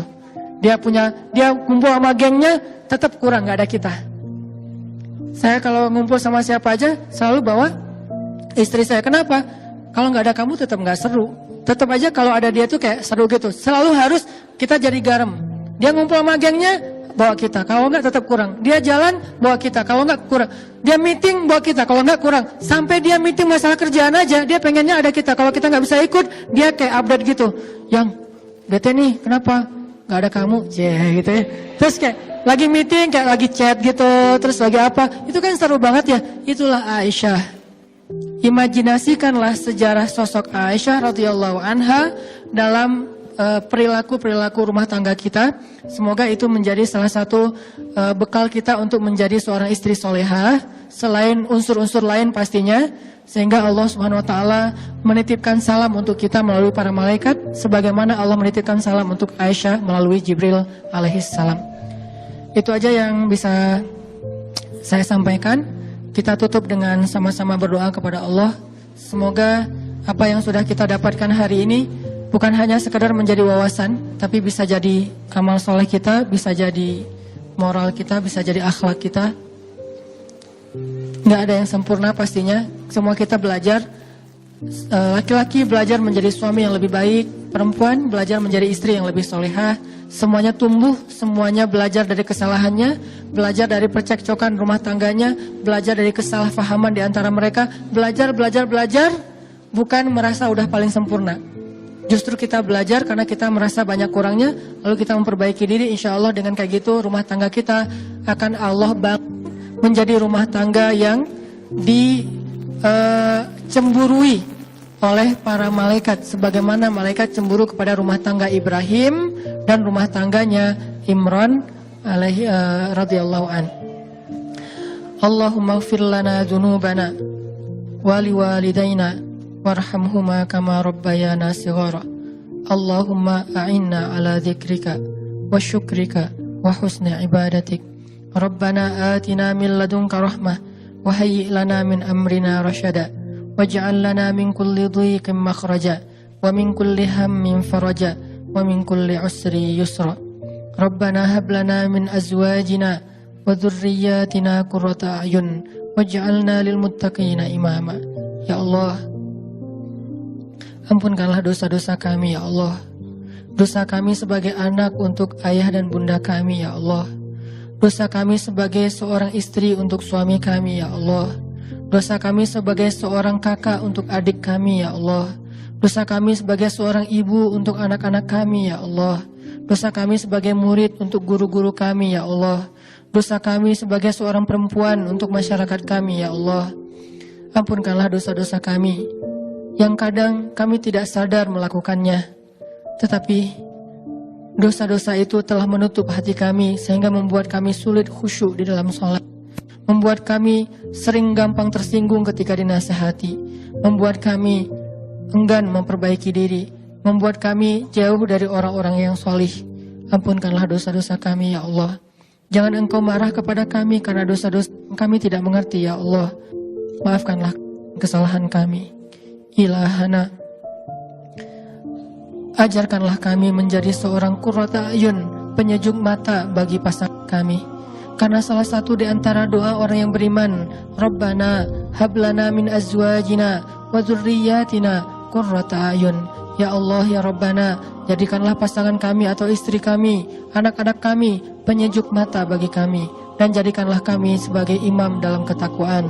Maka ya Allah, kami sebagai para istri meminta kepada Engkau, bimbinglah kami, ajarkanlah kami bagaimana menjadi qurrata ayun bagi suami kami, menyenangkan pandangan suami kami, sehingga itu bisa membuat dia mudah menundukkan pandangannya di luar rumah kami, membuat dia merasa betah di dalam rumahnya, membuat dia mendapatkan pahala dari memandang kami, membuat dosa-dosa kami berguguran karena dipandang lama oleh suami kami, membuat kami menjadi istri yang soleh yang Engkau ridhoi, menjadikan itu semuanya jihad dalam rumah tangga kami ya Allah.